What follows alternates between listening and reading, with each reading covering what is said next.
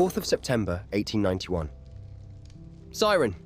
That is not how we are starting the letter. Oh, yes it is. You know why? Siren, darling, I am so sorry. Because I convinced Ominous to let me bring the quill. It appears I have made a mistake in my judgment, and I greatly apologize for that. Oh, Ominous. So dramatic. Now come on. We have much to cover. She insisted we tell her about the ball and the start of the school year. So tell her we must. Ugh, not the ball. Siren, I have learned that when my dear friend here gets hit on by a pretty girl, he becomes an utter fool. Sebastian? Oh, come on, Ominous. I had never seen you so flustered before in my life. It wasn't because I didn't know how to talk to her, but rather, I was trying to find the right words to turn her away. Kindly. But why would you do that? She was not hard on the eyes. Wait. I could tell right away that she was not interested in me, but my status. Why don't you tell Siren how you couldn't fight off the horde of young ladies who all huddled around you, just waiting for you to ask them to dance? Again, so dramatic. Every time I tried to find you, you were either surrounded or on the dance floor. I will say the higher class girls are a bit more feral than I had expected. You were certainly flustered by all of the attention. Again, they were feral. I suppose it was just because they hadn't gotten to know you yet. Oh, come on. Now that just hurt. Then again, even here there has been a lot of giggling. What? Giggling? What do you mean? When? Since day one, really. The girls here seem to have really become quite interested in you. Oh, sod off. Now you're just messing with me. If only...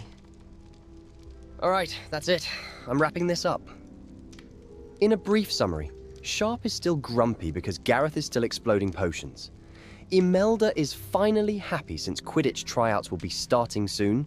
She says she misses flying with you, by the way. And I am still the greatest duelist in the school, which was to be expected. Until Siren returns. Oh, don't start. I am only pointing out the truth. Whatever. Siren, we will be having a rematch, by the way. You have no say in the matter.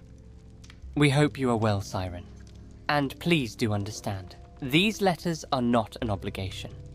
Yeah, whether you believe us or not, we want to write to you. Take care, Siren. Sebastian Sallow and Ominous Gaunt. 11th of September, 1891. Before you can ruin anything, I am going to start this letter. But the quill is already writing. For Merlin's sake, Sebastian, can't we get her one proper letter? We could. But I think she would prefer these. I highly doubt that. Fine. Let's make it proper. Good day, Siren. I hope you have been well. We have been just fine here. Classes have been positively riveting but ominous, and I miss you very much. All right, enough. It doesn't need to be boring for it to be proper. Ominous. I have been around you long enough to know that is not the case. No, wait. Ominous. I'm back. You know it was just a joke. Fine. I will finish this letter myself. Well, Siren, in other news, Imelda keeps nagging me to try out for Quidditch. Oh, please. Oh, now you'll come back. Please tell him he needs to join the Quidditch team. It will benefit all of us. If he joins, he will be too tired to even think about doing anything that will get himself into any more trouble. That's the reason you've been trying to convince me. 2 weeks in and you have already had 2 detentions. They were both for the same reason. That doesn't make it any better. Besides, detention isn't so bad. Until Imelda starts making you do double practice when you have to miss one for detention. She would do that, wouldn't she? Worse if I'm lucky. Just so I know I got this right, you want me to join Quidditch because it would make me more exhausted and because Imelda would also be keeping an eye on me? Co-parenting at its finest. Oh, for Merlin's sake. That's it. I'm doing these letters on my own from now on. Well, Siren, I do hope you have been well. Your presence has certainly been missed. History of magic isn't the same when it's just me getting scolded by Professor Binns for falling asleep. Oh, so you can get in trouble for falling asleep in class, but I can't get detention? I'm not breaking into restricted areas. Whatever. I also need you to come back. I am having to fight my crossed wand battles alone. By myself. It's been terribly boring. We hope your time at the school has been enjoyable, but we continue to look forward to your return. We get to hear from you next week, don't we? No. The week after. Either way, we look forward to hearing from you soon. Take care, Siren. Sebastian Sallow and Ominous Gaunt. 18th of September, 1891. Hi, Siren.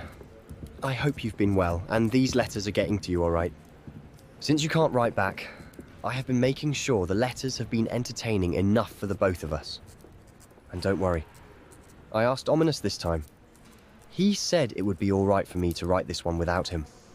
There's a lot I wanted to talk to you about, but I didn't really want to say this around him. I guess you could say this is just like old times, just without deception. Or me acting like a total git. Anyway, Ominous has told me that Anne moved back to Feldcroft. It felt nice that he trusted me enough to tell me. I desperately want to visit her, to see her.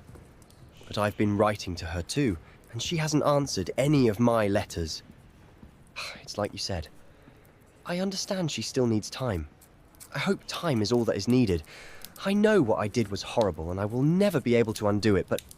Siren, what if she never forgives me? What if I've lost her forever? I don't know what I would do without my twin. It's like I said in the Undercroft. I am working every day to earn everyone's forgiveness. To earn your forgiveness. I know Ominous hasn't fully forgiven me, but he has been here for me. I can't thank him enough for what he has done.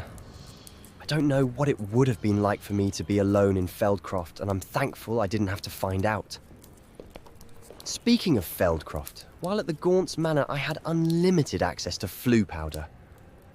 I would go to Feldcroft every morning, and the townspeople would give me some work to do in exchange for payment. I'm sure it's because they pity us. And as much as I hate that, I can't really complain. At least I finally have a few galleons to my name. I still do it now. I'm always there way before Anne wakes up. It's hard. Being there, being so close to her and knowing I can't see her. Damn. I'm sorry. This letter has been horrendously drab. I can't wait to hear from you next week. You will have to let us know what it is like at the Muggle School. I'm sure you miss us all dreadfully and can't wait to come back. Right? Of course I'm right. Nothing can compare to the charm of Hogwarts. Anyway, I apologise again for making this letter so bleak. Next time, I'll make sure Ominous is here, so I have someone to irritate properly. Ominous and I will adamantly await your letter next week. We wish you well, Sunshine. Sebastian Sallow.